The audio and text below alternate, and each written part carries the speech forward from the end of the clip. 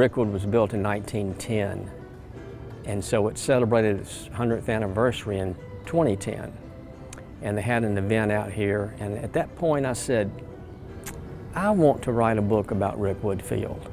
From here, many went on to play in places like Oakland, Chicago, Yankee Stadium.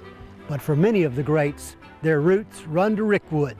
I was present when the big stars came through, Reggie Jackson, Raleigh Fingers, Gene Tennis, Vida Blue.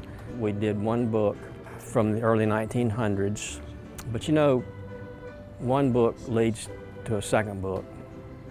And then I realized that if I wrote a third book, that I could cover the entire history of Rickwood Field. Many of the ball players in the third book were players that I saw play at Rickwood Field. While Art Black works to preserve the memories of Rickwood Field through his research and writing, David Weiniger and the Friends of Rickwood work to preserve the park itself. I can remember still the first time I walked in here, and it was a night game, and the lights were on, and this grass was greener than it is now, and it's pretty green right now. You know, I got the same memory first time I walked into Yankee Stadium, that green grass.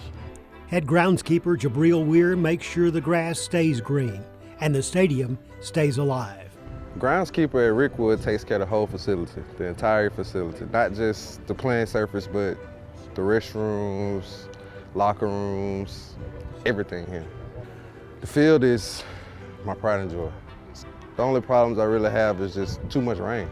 Can't get the games in because it's too much rain.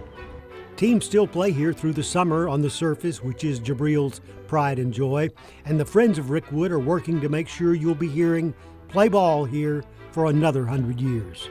I think it would be a terrible tragedy for the city and for the state of Alabama, actually, for us to lose this place.